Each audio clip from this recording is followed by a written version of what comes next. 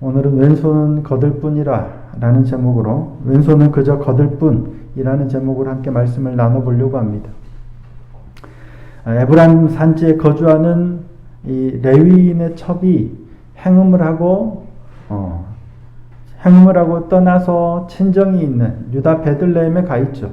근데 이 레위인이 그 첩을 잊지 못하고 또 가서, 그러니까 쳐가죠. 유다 베들레헴까지 가서 그 첩을 데리고 에브라임 산지로 또 돌아옵니다. 돌아오는 길에 이 베냐민에 속한 기브아에서 유숙을 하게 되는데, 하필 그 밤에 기브아 땅에 불량배들이 와서 레위인을 이렇게 상관하려고 하죠. 근데 이 레위인이 자신의 첩을 강제로 끌어내어서 이 레위인의 첩이 밤새도록 능욕을 당하다가 결국은 죽게 됩니다. 죽어있는 첩의 시체를 이 나귀에 싣고 집으로 돌아와서 칼로 12덩이로 나누죠. 그리고 그 시체 덩어리들을 이스라엘 사방에 다 보냅니다. 그래서 이스라엘 사람들이 이와 같은 일이 이제까지 없었다, 이런 끔찍한 일을 무슨 일인지를 의논하기 위해서 미스바에 다 모입니다. 그리고 한 사람같이, 일제이죠. 한 사람같이 기브아를 쳐서 멸하자라고 의견을 모읍니다. 그래서 베냐민 지파 사람들에게 이렇게 사람들을 보내죠. 기브아의 불량배들을 내어놓아라, 그들을 쳐서 죽이겠다라고 베냐민 사람들에게 기브아의 불량배들을 내어놓으라고 요구합니다. 자, 13절 말씀입니다. 그런즉 이제 기브아 사람들 곧 그 불량배들을 우리에게 넘겨주어서 우리가 그들을 죽여 이스라엘 중에서 악을 제거하여 버리게 하라 하나 베냐민 자손이 그들의 형제 이스라엘 자손의 말을 듣지 아니하고. 그러니까 베냐민 자손이 기브아의 불량배들을 내어놓아라 라는 요구를 듣지 않아요. 그리고 도리어 이스라엘 자손과 싸우려고 나갑니다. 그러니까 기브아가 베냐민에 속했기 때문이기도 하겠지만 어쩌면 애초에 베냐민 지파 사람들을 부르지 않았어요. 자기들끼리 다 결정해놓고 베냐민에 속한 기브아 사람들을 불량배들이라고 죽이겠다고 하니까 베냐민으로서는 용납할 수가 없는 거예요. 우리를 부르지도 않고 자기들 마음대로 다 결정해놓고 너희는 그냥 따르라, 이들이 진짜 불량한지 아닌지 우리를 빼놓고 자기들끼리 논의하고 결정해놓고 내놓으라고 통보하고 강요하는 게 부적절하게 느껴졌던 것 같아요. 그러니까 베냐민이 거절합니다. 우리는 우리 지파에 속한 기브아 내어줄 수 없다. 그래서 전쟁을 하게 되는 겁니다. 베냐민 지파에 속한 사람들은 26,000명입니다. 거기에 700명이 더해지는데 기브아에서 이렇게 뽑은 사람이 700명인데 성경이 뭐라고 기록해요? 그들은 다 왼손잡이요, 물맷돌에 아주 능숙한 사람입니다. 물매질을 하면 어긋남이 없어요. 그러니까 왼손잡이가 아니라 아마도 왼손을 아주 능하게 쓰는 사람들 같아요. 물맷돌을 던지면 어김이 없어요. 그러니까 아주 명사수에 해당하는 거겠죠. 26,000명에 700명을 더하면 베냐민에 속한 군사는 26,700명입니다. 하지만 이에 맞서는 이스라엘 11지파의 수는 얼마예요? 무려 40만 명입니다. 자, 17절입니다.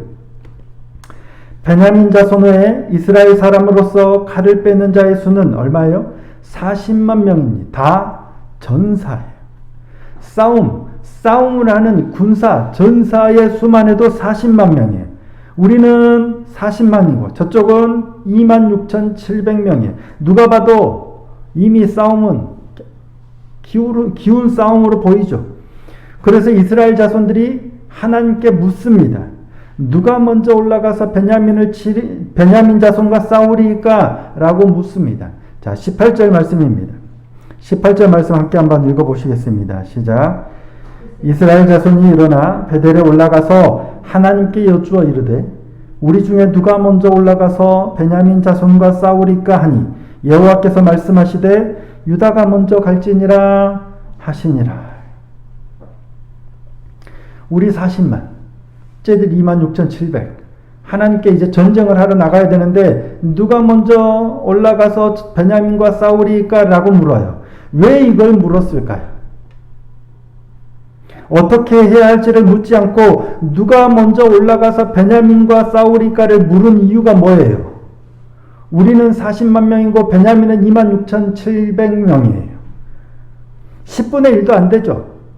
40만 대 26,700이면 한 15분의 1 정도 되나요? 이 싸움은 누가 보더라도 자신들이 이기는 싸움이에요. 이거는 기정사실이에요. 그러니까 어떻게 할까라고 묻지 않아요. 단지 누가 먼저 올라가서 싸울지를 물으는 거예요. 이에 하나님께서 누가 올라가라고 하세요? 유다지파가 먼저 가라고 하세요. 하나님께서 응답하셨어요. 누가 먼저 올라가리까? 유다지파가 먼저 가라. 하나님께서 응답하셨고 유다지파라고까지 직접 지정까지도 하셨어요. 더구나 하나님께서 지정하신 지파가 유다지파예요. 왠지 익숙하죠. 누가 먼저 올라가리까? 유다지파가 먼저 가라. 익숙하지 않으세요? 사사기를 맨 처음 시작할 때 동일한 장면이 나옵니다. 아마 하나님께서 이 말씀을 하셨을 때 그들은 아마도 예전에 있었던 일이 오버랩 되지 않았을까 싶어요. 여호수아가 죽은 후에 이스라엘 백성들이 남은 가나안 땅을 정복하기 위해서 누가 먼저 올라가리까? 라고 물어요. 모세가 죽은 후에 여호수아가 죽은 후에 이제 지도자가 없잖아요. 그와 같은 대표적인 지도자가 없어요. 나중에 문제가 생기면 사사들이 세우는 사사기인데 여호수아가 죽은 후에 하나님께 묻습니다. 자, 사사기 1장 1절입니다. 여호수아가 죽은 후에 이스라엘 자손이 여호와께 여쭈어 이르되 우리 가운데 누가 먼저 올라가서 가나안 족속과 싸우리까? 라고 물었죠. 그때 누구 올라가라고요? 유다지파가 먼저 가라 라고 하셨어요. 그때도 하나님께서는 자 1장 2절 여호와께서 이르시되 유다가 올라갈지니라 보라 내가 이 땅을 그의 손에 넘겨주었노라 하시니라. 그때도 누가 먼저 올라갈까요? 유다가 올라가라. 이번에도 베냐민 자손과 싸우러 누가 먼저 올라갈까요? 유다지파니라. 그때도 하나님께서 이렇게 말씀하셨는데 오늘 또 이번에도 하나님께서 유다지파로 하여금 먼저 가게 하시는구나 라고 이스라엘 자손의 진영의 분위기가 어땠을까요? 이미 승리한 것 같은 그런 기분이 아니었을까 싶어요. 우리 40만 저기 26,700 안 그래도 우리가 우세한데 기도했더니 하나님께서 유다지파가 먼저 가라라고 응답까지 하셨어요. 승리는 따놓은 당상이에요. 틀림없이 전쟁에서 쉽게 승리할 걸로 기대했어요. 그래서 아침에 베냐민과 싸우려고 전열을 갖추고 기브아로 진군합니다. 근데 결과가 어떻게 됩니까? 참패입니다. 자, 21절 말씀입니다. 베냐민 자손이 기브아에서 나와서 당일에 이스라엘 사람 22,000명을 땅에 엎드려 드렸으나 분명 하나님께서 유다 자손, 유다 지파가 먼저 올라가라. 우리 40만 대 26,700. 안 그래도 뭐 게임이 안 되고 더군다나 하나님께서 유다 지파가 먼저 가라라고 말씀까지 해주셔서 당당하게 올라갔는데 첫날의 전투 결과는 처참하게 패하는 거예요. 유다 자손을 필두로 한 이스라엘 백성들이 무려 22,000명이나 죽고 전투에서 패합니다. 예상하지 못했던 결과에 엄청나게 놀랐을 거예요. 하지만 이스라엘 백성들은 다시금 스스로 용기를 내어 다시 전열을 갖춥니다. 비록 22,000명이 죽고 첫날 전투에서는 패했지만 아직 우리에게는 약 38만 명가량의 군사가 남아있어요. 그리고 여전히 하나님이 자신들의 편이라 생각하기 때문에 스스로 용기를 내어 다시 전열을 갖추는 겁니다. 왜냐하면 자신들은 지금 옳은 일을 하고 있다라고 생각하기 때문이에요. 기브아의 주민들이 행한 악행 때문에 그래서 발생한 전쟁이고 자신들은 정당하게 정의의 편에 서 있다라고 생각하는 거예요. 우리는 정의의 편에 서 있고 베냐민은 악의 편에 서 있기 때문에 이 전쟁은 정당한 거예요. 그러니까 반드시 우리가 승리하게 돼 있다라고 하는 거예요. 기브아 사람들을 옹호하는 베냐민 지파는 악, 하나님이 응답하시고 하나님 편에 있는 우리는 정의. 그러니까 하나님께서도 응답하시는 이 전쟁에서는 우리가 승리할 거다. 그래서 스스로 용기를 내어서 다시금 전열을 갖춘 거예요. 근데 아무리 생각해봐도 이상해요. 뭐가 문제인지 모르겠어요. 분명 우리는 정의의 편이고 우리는 오른쪽이고 우리는 하나님의 응답도 갖고 숫자도 훨씬 많은데 왜 패했는지를 모르겠는 거예요. 하나님께 안 물어보고 하나님이 응답을 안 하셨다면 우리에게 뭔가 문제가 있나 보다라고 생각할 텐데 아니에요. 하나님께서 응답도 하셨어요. 그런데 패했어요. 이해할 수가 없어요. 이유가 뭘까? 그래서 다시 하나님께 묻습니다. 자, 23절 말씀입니다. 23절 함께 한번 읽어보겠습니다. 시작. 이스라엘 자손이 올라가 여호와 앞에서 저물도록 울며 여호와께 여쭈어 이르되 내가 다시 나아가서 내 형제 베냐민 자손과 싸우리이까 하니 여호와께서 말씀하시되 올라가서 치라 하시니라. 하나님 앞에서 저물도록 울며 물어본 게 뭐예요? 내가 다시 나아가서 내 형제 베냐민 자손과 싸우리이까? 라고 묻습니다. 하나님께서 이번에도 대답하세요. 올라가서 치라. 분명하게 하나님께서 응답하셨죠. 올라가서 치라. 그래서 베냐민 자손을 치러 이튿날 또 나갑니다. 두 번째 날 전투의 결과가 어떻게 됐습니까? 이번에는 하나님께서 나가라고 하셨으니까 치라고 하셨으니까 승리해야 할 거 아니에요. 그런데 이번에도 또 패하고 맙니다. 자, 25절입니다. 베냐민도 그 이튿날에 기브아에서 그들을 치러 나와서 다시 이스라엘 자손 18,000명을 땅에 엎드려뜨렸으니 다 칼을 빼는 자였더라. 첫 전투에서는 22,000명, 두 번째 전투에서는 18,000명. 또 졌어요. 참담한 결과죠. 이번에는 이길 줄 알았는데 이번에도 또 패한 거예요. 왜 패했을까요? 분명 하나님께서 응답하셨고 그래서 나간 싸움인데 패했어요. 뭐가 문제죠? 그런데도 이들은 이해할 수가 없어요. 그래서 울며 금식하고 번제와 화목제를 드린 후에 하나님께 세 번째 묻습니다. 우리가 나가서 싸우리까 말리까? 자, 28절입니다. 28절도 함께 한번 읽어보겠습니다. 시작. 아론의 손자인 엘르아살의 아들 비느하스가 그 앞에 모시고 섰더라. 이스라엘 자손들이 여쭈기를 우리가 다시 나아가 내 형제 베냐민 자손과 싸우리까 말리까 하니 여호와께서 이르시되 올라가라. 내일은 내가 그를 내 손에 넘겨주리라 하시는지라.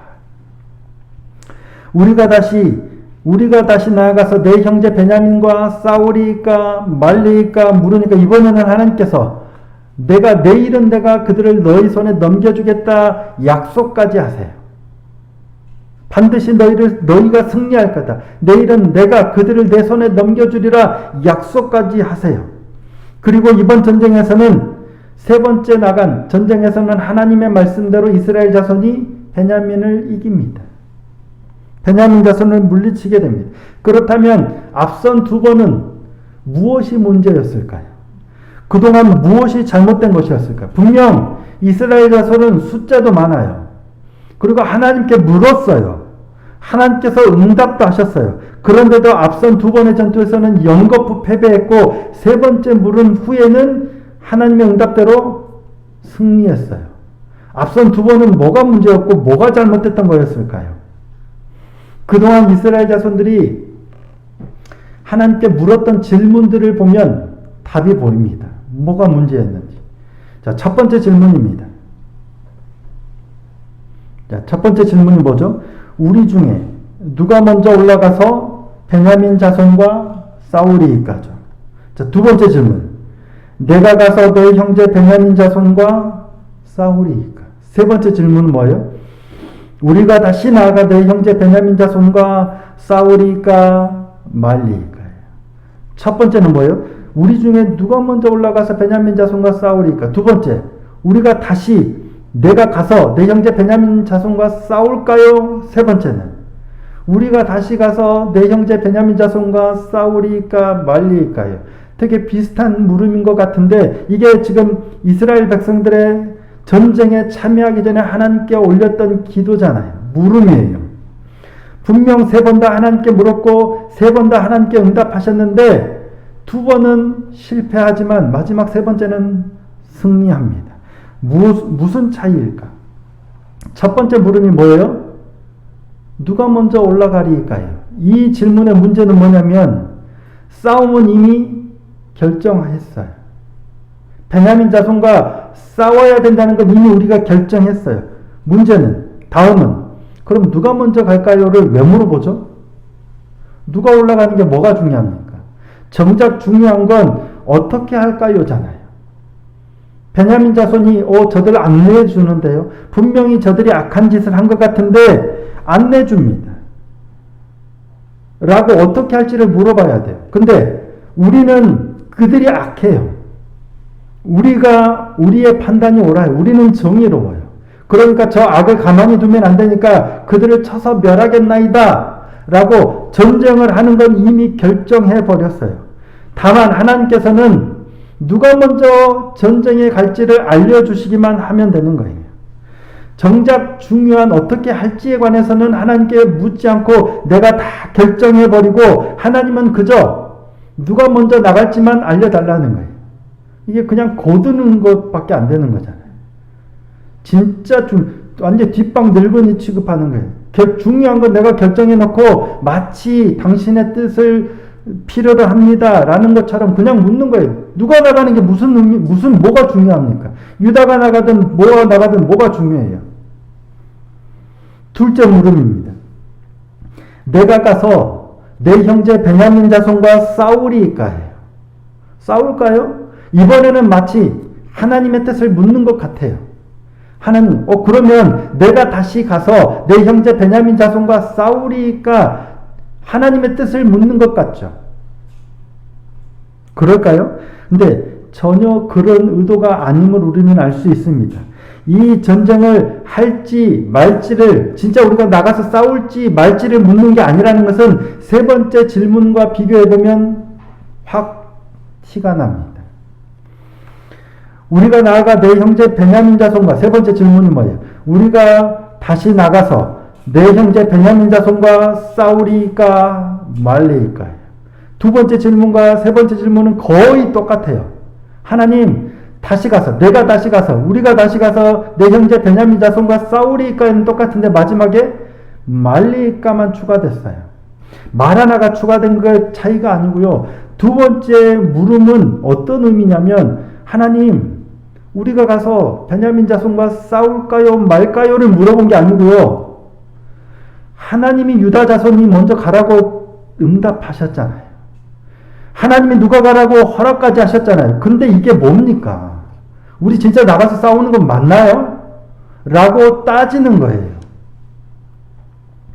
하나님께 정말 싸우러 갈까요 말까를 묻는 게 아니고요. 어쩌면 하나님께 따지고 있는 형국이에요. 하나님이 말씀하셔놓고 왜 우리가 패합니까? 우리 싸우러 갈까요? 라고 따지듯 묻는 거예요. 그러니까 이스라엘 자손들은 줄곧 하나님께 묻고 있는 듯 하나님의 뜻을 묻는 듯 보였고 자신들도 그렇게 하고 있다라고 생각했지만 실상은 가장 중요한 결정에서 하나님을 배제하고 자신들의 뜻대로 하면서 하나님은 그냥 형식적으로 하나님께 묻는 신용만 하고 있는 거예요. 자신들이 가장 중요한 오른손의 역할은 다 하면서 그저 왼손 갖다 대고만 있으라는, 거들기만 하시라는 듯한 자세예요. 이게 이스라엘 백성들의 문제입니다. 근데 마지막에는, 세 번째는 정말 하나님께 묻는 거잖아요. 하나님, 정말 당신의 뜻이 어디 있습니까? 싸울까요 말까요를 묻는 거예요. 그러니까 하나님께서 그때야 바르게 말씀하시고 승리토록 인도하시는 겁니다. 근데 우리가 이럴 때가 얼마나 많은지 모르죠. 어쩌면 거의 대부분 이런 모습일지도 모르겠어요. 사실 이게 우리의 원죄 때문이에요. 원죄가 뭐예요? 인간들이 가지고 있는 가장 근원적인 죄악, 가장 근본적인 죄성이 뭐냐면 내가 주인이에요. 선악을 알게 하는 나무의 열매, 선악을 내가 판단하는 거예요. 기브와 사람들 악해. 우리가 행하는 게 정의야. 싸워야 돼. 죽여야 돼. 말 안 들으면 바르게 잡아요. 이걸 우리가 하고 있는 거예요. 모든 걸 판단을 내가 하고 결정하고, 그럼에도 불구하고 하나님이 주인이시라고 생각하니까 판단 내가 해놓고 하나님 주인이신 하나님께 묻는 척하고 있는 거예요.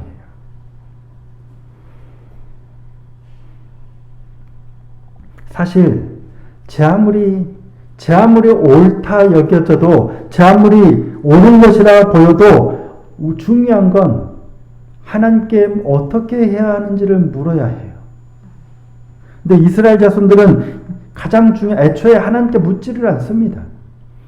그러한 악행이 일어났을 때 미스바에 여호와 앞에서 모이긴 했는데 하나님께 한 번도 안 물어봤죠.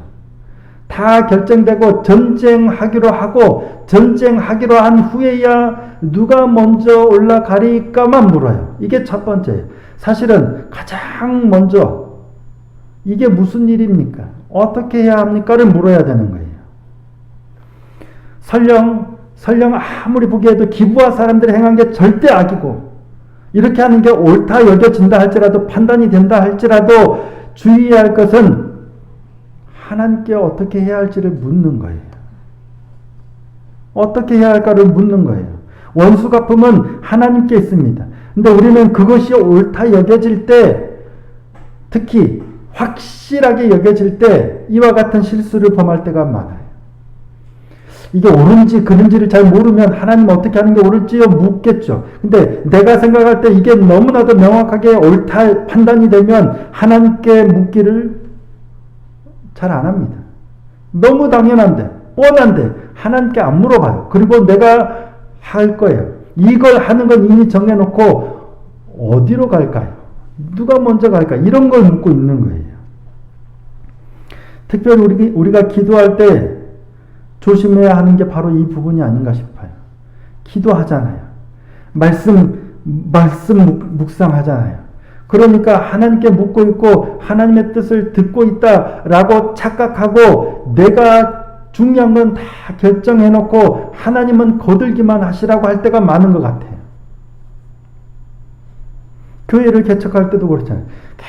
계속 하나님께 묻고는 있어요. 근데 중요한 건 이미 내 안에 결정 다 해놓고 마치 하나님은 거들기만 하시라는 식으로 할 때가 얼마나 많은지 모르겠어요.